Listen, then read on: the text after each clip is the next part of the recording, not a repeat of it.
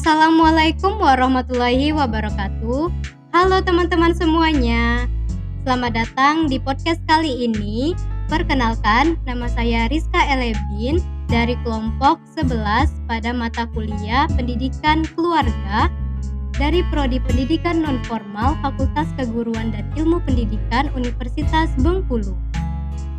Jadi, di video podcast kali ini kita akan membedah buku yang sangat penting dan relevan terutama bagi orang tua, pendidik, atau siapapun yang peduli terhadap perkembangan anak.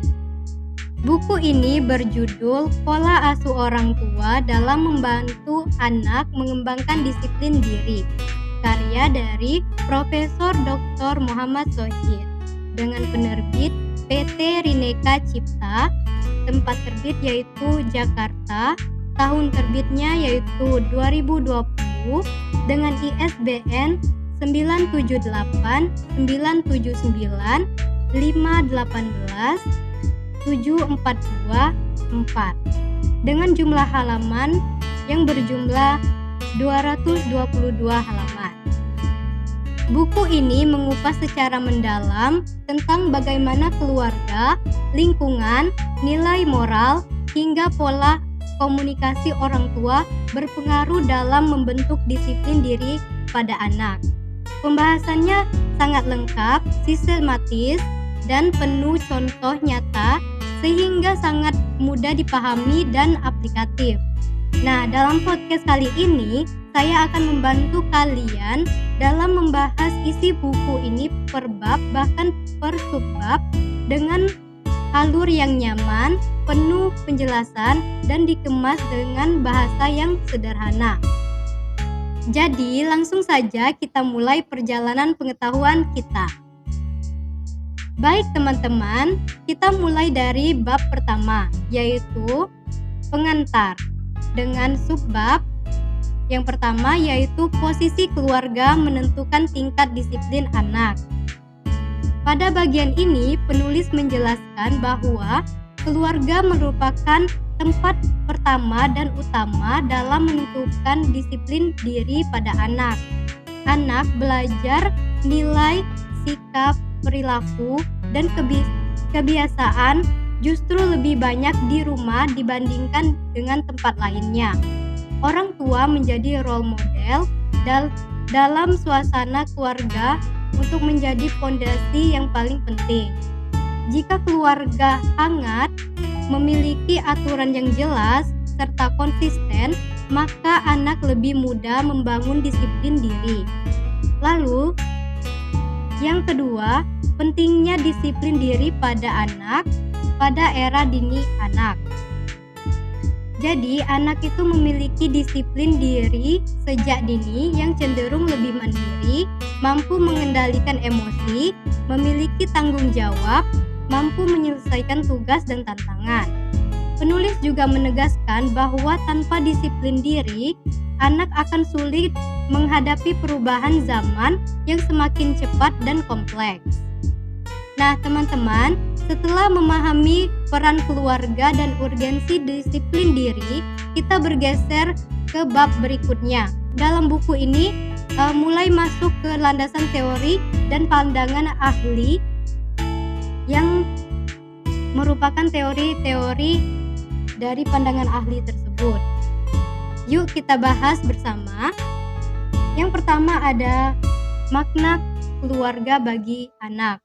Pada bagian ini, keluarga digambarkan sebagai tempat yang memberikan rasa aman, kasih sayang, dan pelajaran sosial pertama bagi anak.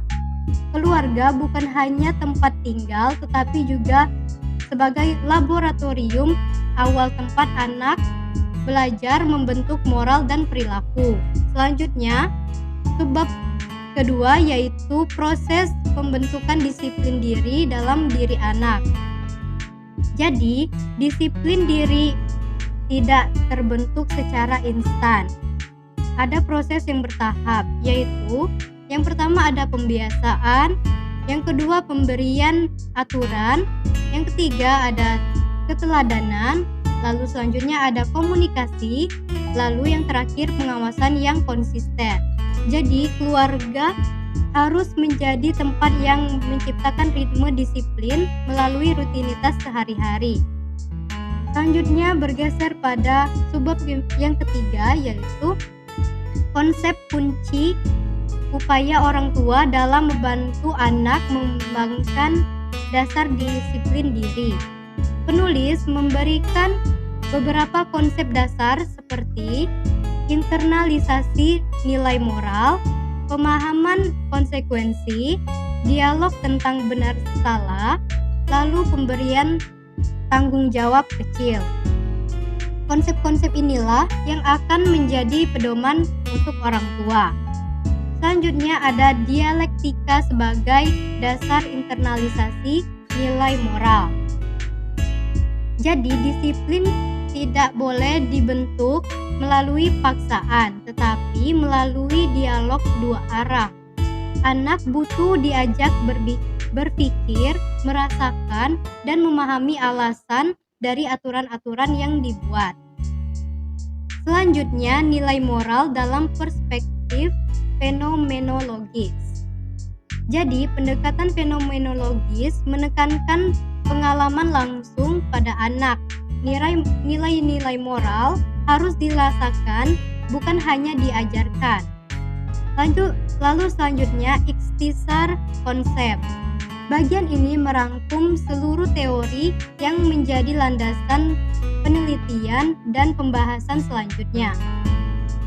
Nah, setelah memahami teori dasarnya, kini kita masuk ke bab yang menjelaskan bagaimana penelitian ini dilakukan. Ini penting agar kita tahu bahwa temuan dalam buku ini memiliki dasar ilmiah yang kuat. Masuk ke bab ketiga, yaitu metode penelitian. Yang pertama ada dasar pemilihan metode penelitian. Penulis memilih pendekatan fenomenologi untuk menggali makna pengalaman orang tua dan anak secara mendalam. Yang kedua, penelitian fenomenologi. Penelitian ini menggali pengalaman nyata orang tua dalam membantu anak mengembangkan disiplin diri, bukan hanya data statistik. Selanjutnya ada konstitusi penelitian yang membahas struktur dan komponen penelitian seperti subjek, objek, dan ruang lingkup. Selanjutnya ada langkah-langkah penelitian fenomenologis yang meliputi wawancara, observasi, reduksi data, dan penyusunan makna. Selanjutnya ada teknik analisis data. Data dianalisis menggunakan identifikasi tema, kategorisasi, dan triangulasi. Selanjutnya ada transferabilitas. Penulis memastikan bahwa hasil penelitian dapat diterapkan dalam berbagai konteks keluarga. Selanjutnya ada tahap penelitian, mulai dari orientasi, eksplorasi, hingga interpretasi. Lalu ada tahap pengecekan data. Validasi dilakukan untuk memastikan data tidak bias. Yang terakhir ada sumber, pengumpulan, dan instrumen data. Menggunakan wawancara mendalam, catatan lapangan, dan dokumen keluarga. Nah, teman-teman, sekarang kita masuk ke bagian inti dari buku ini. Bagian yang menjelaskan seperti apa perilaku orang tua yang mampu atau kurang mampu mendukung disiplin diri anak. Ini bab yang paling panjang dan yang paling penting, yaitu bab 4, upaya orang tua dalam membantu anak mengembangkan disiplin diri. Yang pertama ada upaya orang tua yang kurang tepat, yang meliputi penataan ruang fisik yang buruk, seperti contohnya rumah berantakan, tidak teratur, atau tidak ada ruang belajar yang nyaman membuat anak sulit untuk disiplin. Yang kedua, lingkungan sosial yang tidak mendukung, seperti minim interaksi berkualitas, membuat anak kurang belajar nilai sosial. Yang ketiga, pendidikan di rumah yang lemah, seperti tidak ada dukungan untuk belajar, jadwal tidak jelas, atau tidak ada rutinitas. Selanjutnya, dialog orang tua dan anak yang minim, seperti komunikasi yang buruk membuat anak tidak memahami alasan aturan. Selanjutnya ada suasana psikologis keluarga buruk. Keluarga penuh konflik menciptakan stres pada anak. Selanjutnya nilai moral yang lemah. Orang tua tidak konsisten menanamkan nilai kebaikan. Selanjutnya ada upaya orang tua untuk mampu membantu anak. Yang pertama, lingkungan fisik tertata rapi. Contohnya, rumah rapi membantu anak belajar kebiasaan baik. Yang kedua, lingkungan sosial yang sehat. Contohnya, interaksi positif membantu anak mengembangkan empati dan kesadaran sosial. Yang ketiga, lingkungan pendidikan mendukung. Ada jadwal belajar, kontrol gadget, dan kegiatan membaca. Selanjutnya, dialog demokratis. Contohnya, anak diajak berbicara, diberikan kesempatan untuk berpendapat. Selanjutnya, ada suasana psikologis yang hangat. Orang tua sabar, mendengarkan, dan menunjukkan kasih sayang terhadap anak. Selanjutnya, ada perilaku orang tua yang konsisten. Orang tua menjadi contoh nyata dalam keseharian anak. Selanjutnya ada signifikasi upaya orang tua. Tindakan orang tua yang tepat berpengaruh langsung pada pembentukan disiplin dan karakter anak. Nah, setelah kita tahu apa saja upaya orang tua, kini kita akan melihat bagaimana anak mengapresiasi dan menerima nilai moral yang akan ditanamkan. Ini dibahas pada bab berikutnya, yaitu bab 5, implikasi teoritis apresiasi terhadap anak. Yang pertama ada apresiasi berdasarkan kata hati. Anak menghargai dengan nilai sosial, nilai ilmiah, nilai ekonomi, nilai demokrasi, nilai keberhasilan, dan nilai agama. Jika diajarkan dengan hati-hati, nilai moral akan melekat dengan kuat. Selanjutnya ada apresiasi berdasarkan nalar.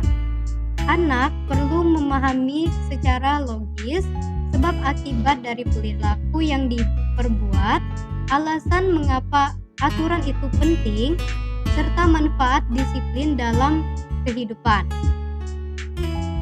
Selanjutnya ada apresiasi berdasarkan naluri. Kadang anak-anak menerima nilai moral secara intuitif melalui kebiasaan dan keteladanan orang tua.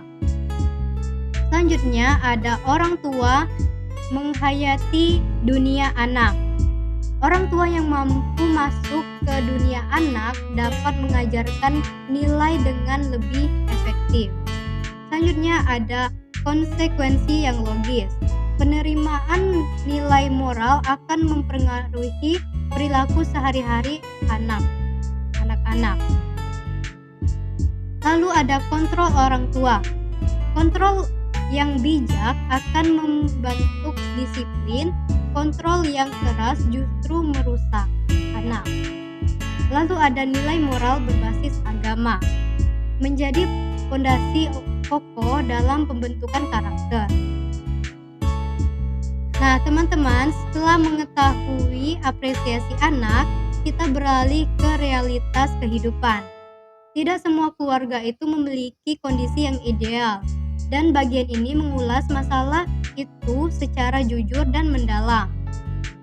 Pada bab 7 ini, yaitu realitas kehidupan faktual yang menghambat disiplin. Penulis menggambarkan berbagai kondisi yang kurang mendukung kedisiplinan anak, seperti lingkungan fisik yang tidak teratur, lingkungan sosial yang negatif, minimnya fasilitas pendidikan, komunikasi keluarga yang buruk, suasana psikologis penuh tekanan, Lalu ada kontrol orang tua yang tidak konsisten dan juga nilai moral tidak jelas dalam keluarga. Semua faktor ini dapat melemahkan perkembangan disiplin diri anak. Nah, teman-teman, setelah membahas berbagai hambatan, kini kita masuk ke langkah-langkah yang solutif, yaitu bagaimana sih orang tua bisa membantu anak menjadi pribadi yang berkarakter kuat. Di mana pada bab 8 yaitu upaya orang tua membantu anak menjadi pribadi yang berkarakter. Yang pertama ada analisis refleksif, yaitu dengan mengajak orang tua merenungkan pola asuh dan strategis disiplin yang mereka terapkan. Yang kedua ada dinamika perkembangan anak. Anak berkembang secara fisik, mental, emosional, dan sosial. Pola asuh harus mengikuti tahap perkembangan zaman. Selanjutnya ada pola asuh pembentukan karakter. Pola asuh ini terdapat pola asuh demokratis, suportif, konsisten, dan penuh empati, terbukti paling efektif. Selanjutnya ada bab 9 yaitu penutup. Pada bab terakhir ini merangkum seluruh isi buku, di mana keluarga adalah pusat pembentukan disiplin. Disiplin diri membutuhkan keteladanan, nilai moral harus ditanamkan melalui dialog, contoh, dan pengalaman. Orang tua memegang peran kunci dalam mengembangkan karakter anak. Baik teman-teman, itulah pembahasan lengkap buku yang berjudul Pola Asuh Orang Tua dalam Membantu Anak Mengembangkan Disiplin Diri, karya dari Profesor Dr. Muhammad Sohir. Semoga podcast ini bisa memberikan wawasan baru bagi kalian yang ingin memahami lebih dalam tentang bagaimana disiplin diri anak dibentuk melalui pola asuh dalam keluarga. Terima kasih bagi yang sudah mendengarkan sampai akhir. Jangan lupa like, komen, dan share podcast ini agar semakin banyak yang mendapatkan manfaatnya. Sampai jumpa di podcast selanjutnya dan tetap semangat menjadi pribadi yang lebih disiplin, berkarakter, dan inspiratif. Saya akhiri. Wassalamualaikum warahmatullahi wabarakatuh.